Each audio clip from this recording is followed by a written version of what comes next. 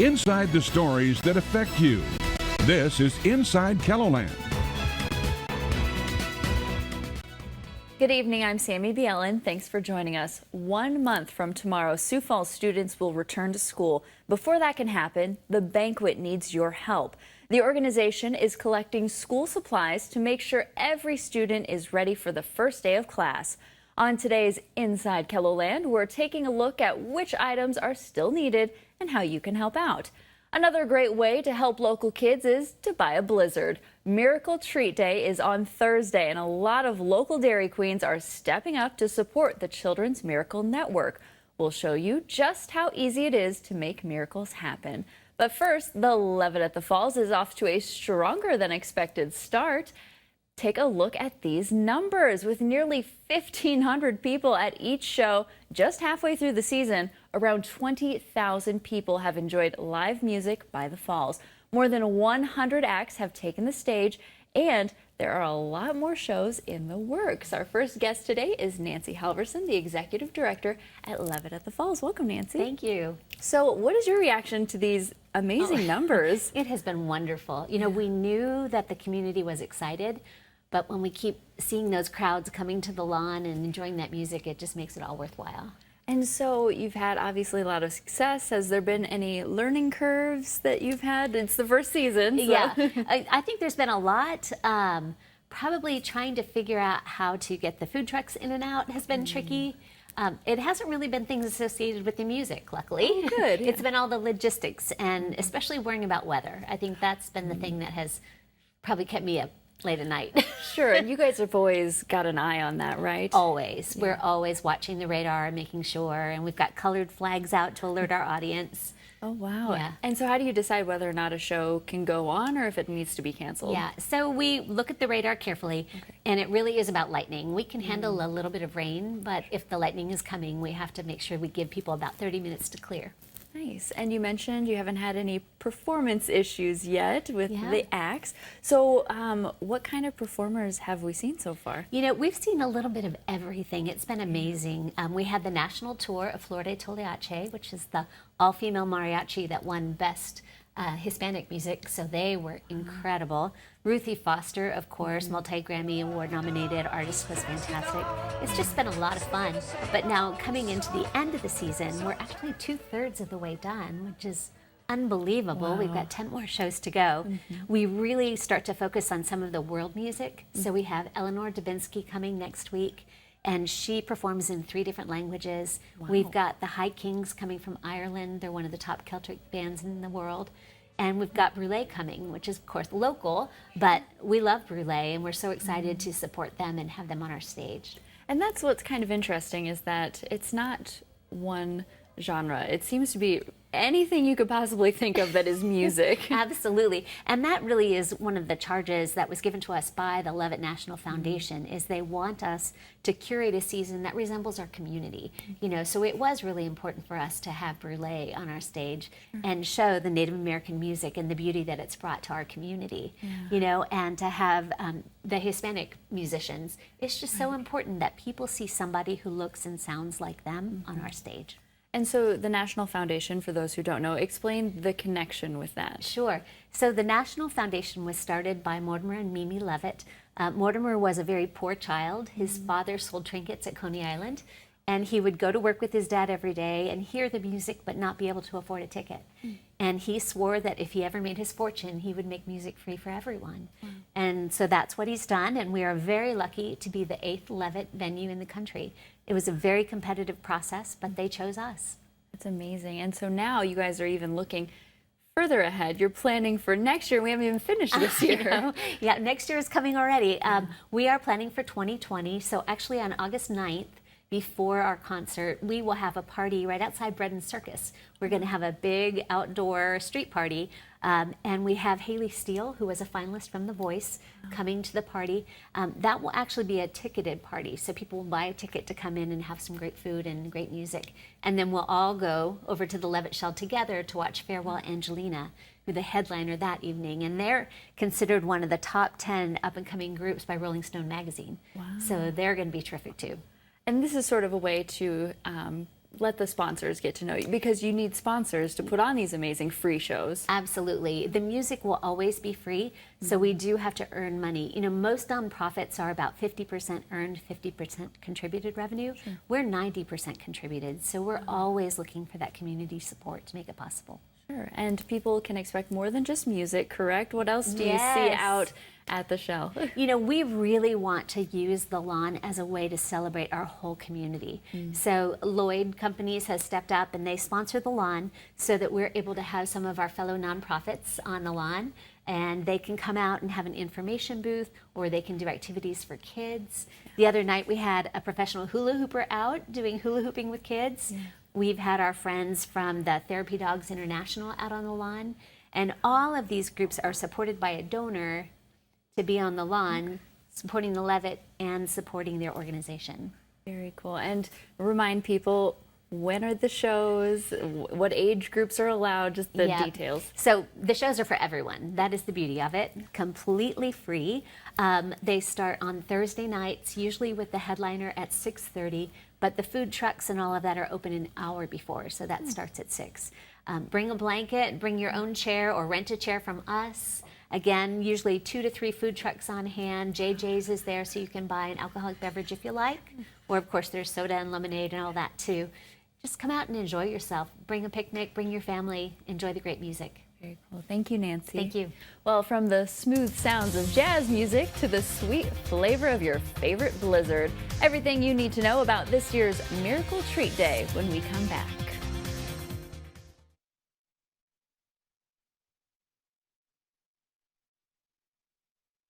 As temperatures heat up, it's always a treat to cool down with some ice cream. And this week it will be even more of a treat. On Thursday, if you buy a blizzard at Dairy Queen, $1 or more will go directly to the Children's Miracle Network. And we are joined by Bethany Olson with the Children's Miracle Network and Jill Willard from the Dairy Queen on Minnesota Avenue in Sioux Falls. Thank you both for being here. Thank you. So first, for people who aren't familiar with this special day, where does the money go? How does it help? Yes, so it supports Children's Miracle Network at Sanford Children's Hospital. We buy equipment to keep our patients close to home. We fund programs like Child Life, and we send kids to summer camp who wouldn't be able to go to a normal camp. And then we also reimburse families for meals and mileage and lodging as well. Wow, and how long has this partnership been going between CMN and Dairy Queen? Dairy Queen has been partnered with CMN for since 1984, but Miracle Treat Day, this is year 14 of it. Wow. Yes. And why does the local restaurant decide to take part? Just anything that we can do to help out the little kids and to see how excited they are when they get a cone, or just how happy they are that they get to come and visit after they've had their treatments or whatever. That's awesome. And so how does Dairy Queen prepare for this? Because I know lots of people like to help kids, so it gets busy, right? Yeah, it's our busiest day of the year. Wow. We've already started sending out forms to different businesses and doing that kind of stuff and getting prepared, getting our stock ordered and ready. Wow. Everybody has to work, so all hands on deck that day. And yeah, a lot of our old employees will come back and volunteer. And oh wow. And I know you mentioned the forms. Explain exactly how that works with local businesses. we do have order forms that we can send out to the businesses, and then they can pre-order, so we'll have their blizzards ready for them that day so they don't have to wait. Wow, that's awesome. And let's say someone is not a fan of crowds, but they still want to help out. What can they do to take part? The easiest way I would say is go to their Dairy Queen right now, and they can get blizzard coupons now, and then they can use them starting July 26th. They never expire, and they are fantastic to get for yourself throughout the year, but lots of people get them as gifts for their friends and family or for their staff to just kind of treat them throughout the year too. So That's awesome. And Yeah. so when people get these certificates, what percentage is actually going to CMN? How does that help you guys? they work the same way as the blizzards that are sold on Miracle Treat Day. $1 or more from every blizzard coupon sold also comes back to Children's Miracle Network. Wow. And I know your Dairy Queen location has a special connection to CMN. Can you share Yes, that? we have little Caitlin that her mom has worked for me for 20-some years, and so she had found out that she was sick, and so they went through the process and stuff, and she's our little angel now at the store. But so it kind of hit home, and I think it gives everybody that extra push to sell more and get more involved. Stay up all night. Stay up, yeah. Last year they stayed up all night making pre-order blizzards to make sure that they were ready for their customers in the morning. And Oh my goodness. Yes. So you just stock the freezer full of blizzards ready to go. Yeah, we've already gotten orders in. So we have orders that start coming in at least 2 weeks ahead of time. And How many do you know blizzards were sold last year? for your store, it was 11,300 and some. Wow. So. That's incredible. And it's all over, right? It's not just the Sioux Falls locations. Nope, so it's actually nationally, but then all of the Dairy Queens in South Dakota are participating. The eastern side supports Sanford Children's Hospital. Sure. So there's about 27 locations fundraising for us this year. Oh, that's amazing. And how does it make the kids feel when they know that thousands of people are supporting them in this way? So they love Miracle Treat Day because they get blizzards for breakfast. But then they also just get to kind of spend the day with us. A lot of their parents take the day off work just so that the kids can come in and say thank you. And they love to be able to be part of it. And this is one of the areas that they can actually give back and say thank you to everyone who's supporting them versus just the one random person that they see. They get to be there for the whole day. So Yeah, and I'm sure you guys get to see some of we that. have actually some of them that come and work behind the counter and like to take orders and blend blizzards and white tables. yeah, we put them to work. Yeah. And remind everyone the date and times that people can go take part. Yes, Miracle Treat Day is July 25th. Jill will be open on Minnesota Ave. We'll be there by 4, so ready to sell stuff by 4:30. Oh my. All right. Until close. So Well, get ready, people. All right. Yep. Thank you both so much. Best of luck. thank you.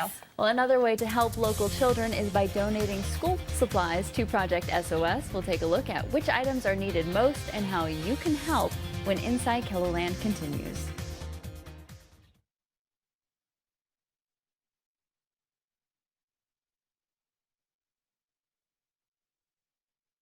The first day of school is just a month away in Sioux Falls and in a lot of other districts, and that means the school supply lists are out and back to school shopping has begun.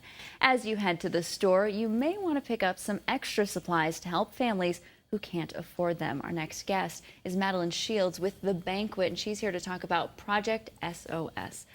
For those who may be new to town or don't know, what is Project SOS? Sure. Project SOS is Supply Our Students. And first off, just to let you know what the banquet is the banquet is a feeding ministry, and we serve 13 meals a week. And each day that we serve meals, we may serve between 500 and 700 meals that day to people who are living in poverty right here in Sioux Falls. And so we know that when people can't afford food, there are many things they can't afford, and one critical thing is school supplies for their children. Many families, the parents, they are burdened at the beginning of the school year. They have school supplies to purchase, they have shoes, they have clothing, they have fees if their children are in any extracurricular activities. And so this is a fantastic program that allows the community to come together and help families with children who are living in poverty and supply school supplies for them. It's amazing. How many years have you guys been putting this on? Sure. Well, the banquet opened its doors serving meals in 1985, and it was in 1986 when some parents expressed, you know, if I can't feed my children, how will I ever get them the supplies that they're going to need? And so it wasn't really organized, and they weren't counting exactly how many bags they were giving away until about 1989. And that year they gave away 80 backpacks filled with school supplies. So it's been going on for a really long time, which just proves what a fantastic city and community is here, because people have donated all of these supplies and all of these backpacks to give to these children, and we have given more than 100,000 brand new backpacks filled with school supplies over the years. Wow, that's amazing. And when you're handing them out to these families, what are their reactions to that gift? It's like Christmas. They are so excited and ecstatic. You know, we do the distribution at Whittier Middle School. We pack all of the bags, and this year the packing day will be Saturday, August 16th at the banquet. And then we need help doing that. If people want to volunteer, we need help packing those bags. Then we move them up to Whittier Middle School on that Friday to distribute on Saturday, and that's August 17th. And when those families come to receive those school supplies, the most critical part is that that child gets to pick out the backpack that they want. It's all about the kids. It's all about making sure that the children get to pick their bag. And each one of those backpacks are filled with the supplies that they need for that school year in their grade. So if you have a second grader and a fourth grader and you need school supplies for your children, your child must be present. And there must be an ID with the child's name on it, something with that child's name on it. It could be a birth certificate, a social security card, a Medicaid card, a school ID, a library card is good too, anything. But we will not give any school supplies to a parent without a child. Gotcha. Okay. And why is it so important for the kids to get to select their bag? What does that give to the children? Well, you know, it's all about dignity and respect, and you know, it's a child might want the blue backpack, but you know, mom might think, oh, well, that black one's going to be so much nicer and it's not going to get dirty. But then if that's not the bag that they choose and that they want, they're not going to carry it. And we know that, you know, it's all about the children and all of the people, and hundreds and hundreds of businesses and individuals and families come together and they purchase these school supplies so that those children can get the supplies that they need. And we want everyone to feel good about starting on that first day of school. Very cool. And so when people are out shopping for their families, so do they just pick up an extra of each, and where do they take them? Absolutely. We have a few drop boxes around Sioux Falls at all the Lewis drugstores, at Menards and all the Hy-Vee food stores. If you don't find a bin at the store that you're at, you can bring them to the banquet. If your business is collecting, or if you'd like to collect at your business or your service club or your local business down the street, we will provide those signs and boxes for you. And so just contact the banquet. You can call us, or you can go online to our website. It's thebanquetsf.org. Get a hold of us, and we will make it as easy as we can. The school supply lists are right on our website, or you can buy anything that's on the list in the stores. You know, if you have they do all of the lists for Sioux Falls Public and the private schools, as well as all of the surrounding school districts like T and Harrisburg and West Central. You know, we provide school supplies to any families who feel that they are in need, and they stay right here locally. That's amazing. And you mentioned earlier about volunteers. What exactly do you need from people, and what can they do to help? Absolutely. We have lots of different shifts. We're not going to make you work all day for 2 whole straight days. Sure. But we have shifts on that Friday, the 16th, that we need help with. There's 2 shifts, 10 to noon. That's helping pack the bags. We need help distributing the bags from Whittier Middle School on Saturday, the 17th. But what we also need is we need people to help us with crowd control on the outside the school that day. And we're looking for anywhere from 20 to 40 volunteers to work the entire day on Saturday. We also have shifts. They're from 6 to 9:30 a.m., 9:30 to 1, and 1 to 4. Contact the banquet because we really need help with that. The Air Guard usually is able to help us. Sure. And this year the air show is on the same day. And so we've kind of, we're hurting for volunteers for crowd control. And really all that is walking around outside, directing traffic, telling people where they can park, and making sure they have their children with them so they can get the supplies, and just answering questions. Sure. It's a great opportunity to get involved. Very cool. And again, remind people, what days do we need to know? Absolutely. If you're purchasing school supplies for Project SOS, the deadline to get those to the banquet is August 9th. We need volunteers on the 16th of August. On the 17th of August, you can contact the banquet, and we need to know that you're coming so that we can have a job for you. And we give away about 6,300 backpacks per year. Amazing. And if you're not a shopper, it's about $35 to equip a student with a brand new backpack and all the supplies they'll need for the whole school year. So we will also take contributions toward the purchase of school supplies. Perfect. And we'll put all of that information at KELOLAND.com. Thank you so much, Madeline. Thank you. Well, we've been talking about ways you can help children. Up next, we're turning our focus to adults. One man's inspiring story when Inside KELOLAND returns.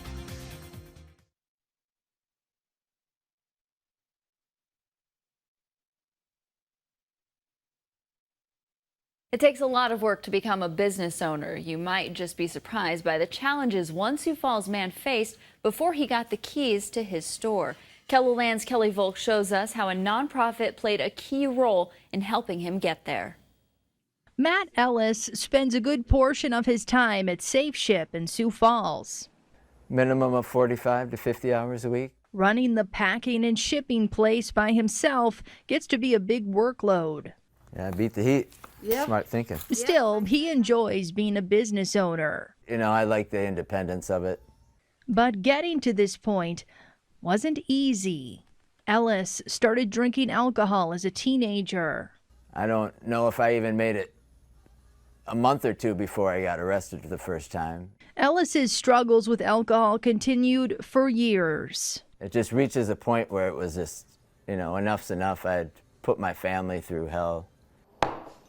The guilt eventually got the best of me.